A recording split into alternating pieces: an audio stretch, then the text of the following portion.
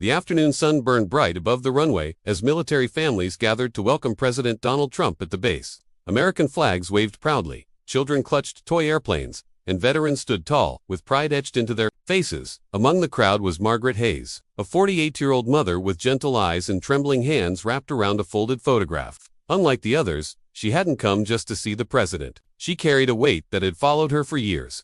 And today she was determined to share it. The loudspeakers crackled. "Ladies and gentlemen, please welcome the President of the United States, Donald J. Trump." Applause thundered as Trump appeared, smiling and waving warmly. He shook hands, greeted children, and spoke kindly to families. Cameras flashed non-stop, but Margaret's eyes weren't on the spectacle. She was waiting for her moment. Her son, Captain Daniel Hayes, had once served with courage in the Air Force. He had been adventurous as a boy, fascinated by planes, and determined to touch the sky as a man. But a training accident overseas had taken him too soon. Margaret never blamed anyone. It was the harsh reality of service. What she carried instead was Daniel's dream. A promise he whispered before his final deployment. "Mom, if anything happens to me, fight for the families no one remembers." Margaret's chest tightened as Trump moved closer to where she stood. She gripped the photo of her son and whispered, "This is it." All around her, families cheered, clapped, and reached for handshakes. But Margaret was preparing for something far more important. She wasn't seeking recognitions, she was carrying her son's voice into the world.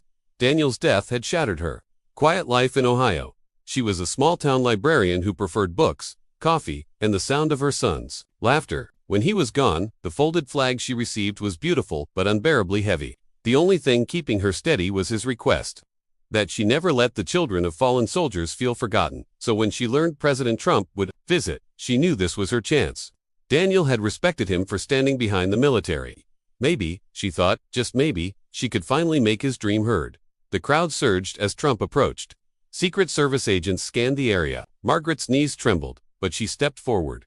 "Mr. President," she said, voice breaking, "please, I need just one moment." Trump paused mid-step. His eyes met hers, a quiet woman with tears shining, clutching the photograph of a young man in uniform. The noise around them faded to silence. Reporters raised their cameras. The crowd held its breath. "This is my son, Captain Daniel Hayes," Margaret said, holding the photo out. Trump reached for it, studying Daniel's proud smile. His tone softened. "He looks like a fine man." Margaret swallowed hard. And he had a dream. He wanted the children of fallen soldiers to have a place where they could feel proud of their parents' service, not forgotten by the world. Trump's expression grew serious. Around them, silence thickened. Margaret's hands shook as she continued. Daniel wanted something that would last. A center, maybe a program, a place for the children to learn, grow, and feel their parents' sacrifice was honored. Too many grow up with only silence. Trump placed his hand gently over the photo. "Your son's dream is bigger than one life," he said quietly. "It's about legacy." Tears blurred Margaret's vision. "Please," she whispered, "don't let their stories fade." Trump nodded firmly. "I promise you, Margaret, we'll find a way." Applause erupted. Some wept openly, clutching loved ones. Margaret had not just spoken for herself, she had spoken for countless families. That night, the moment spread across television and social media. Headlines read, "Air Force Mother's Plea Moves the President." Messages poured into Margaret's phone. Military families thanked her. "You spoke for us. My son would have wanted the same." 2 days later, a courier delivered a letter bearing the presidential seal. Margaret unfolded it with shaking hands. "Dear Mrs. Hayes, your courage and your son's dream have touched my heart. I have directed my team to explore a program dedicated to children of fallen service members. We will honor their parents' sacrifice by giving their children hope." Tears streamed down her face.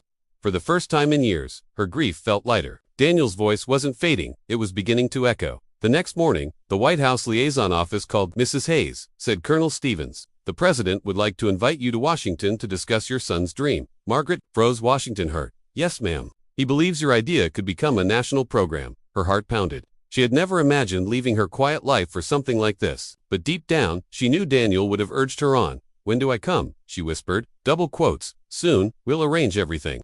A month later, Trump stood at a podium flanked by service members, announcing the Wings of Valor Foundation, a program dedicated to supporting the children of fallen heroes. Margaret sat in the front row, clutching Daniel's photo, tears streaming as applause roared around her.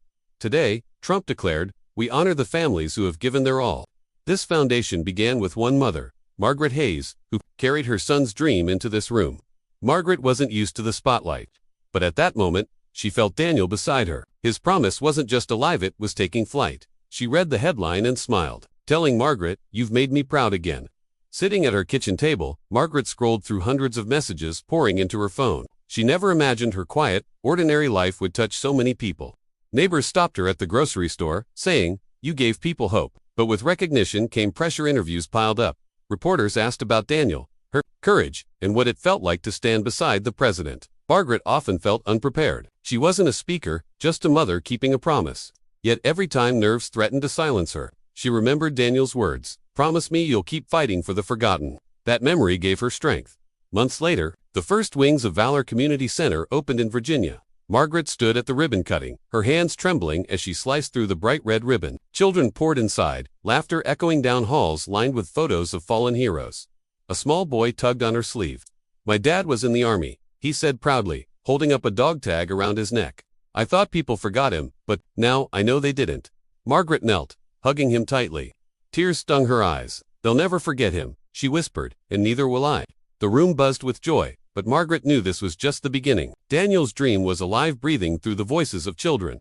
Still, at night, doubts crept in. Am I strong enough for this? Did I do enough? She wasn't a politician, not an activist, just a mother who had loved and lost. During a late-night interview, a reporter asked, Why not leave this to officials?" Margaret's answer came slowly, but firmly, "Because officials can forget. Mothers never do." The clip went viral. Viewers called it the most honest answer they had ever heard. Margaret realized she didn't need polished speeches. Was enough. Her son's memory was enough. One evening, the White House called again. President Trump himself came on the line. "Margaret, Wings of Valor is working.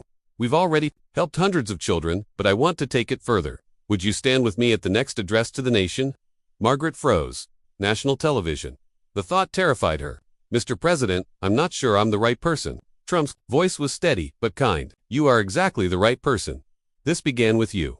She looked at Daniel's photo on the wall. His smile seemed to answer for her.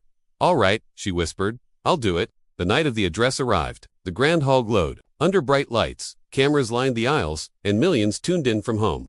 Margaret sat just behind the podium, clutching Daniel's photo. Her heart pounded, but she whispered, "I'm here, son, just like I promised." Trump spoke of strength, unity, and sacrifice. Then his voice softened. "Tonight, I want to introduce someone who represents courage beyond uniform, a mother who carried her son's dream to us all." The spotlight shifted. Margaret rose, her knees shaking as applause erupted. Holding Daniel's photo high, tears glistening, she spoke with quiet strength. "This is my son, and this is for every child who deserves to know their parents' sacrifice will never be forgotten." By morning, her image filled newsfeeds and television screens. Hashtags trended, #Wings of Valor, #Never Forgotten, #Air Force Mother. Families shared their own stories, breaking years of silence. Donations surged. Volunteers lined up to mentor children. Margaret received letters from across the country, some from children who simply wrote, "Thank you for remembering us." For the first time in years, Margaret's sorrow had transformed into purpose. She had kept her promise. Daniel wasn't forgotten, he had become a light for thousands. Soon after, Margaret visited Arlington National Cemetery. In her hands, she carried drawings from children, airplanes, flags, and words like, "Thank you, heroes." Kneeling by Daniel's grave, she laid the drawings gently against the stone. "Look, Dani," she whispered, "they're smiling because of you. You're still giving hope." The cemetery was quiet, only the flags rustling in the breeze. Margaret closed her eyes and heard his voice again. "Promise me you'll keep fighting for the forgotten." "I kept my promise," she whispered, tears sliding down her cheeks. "And I'll never stop."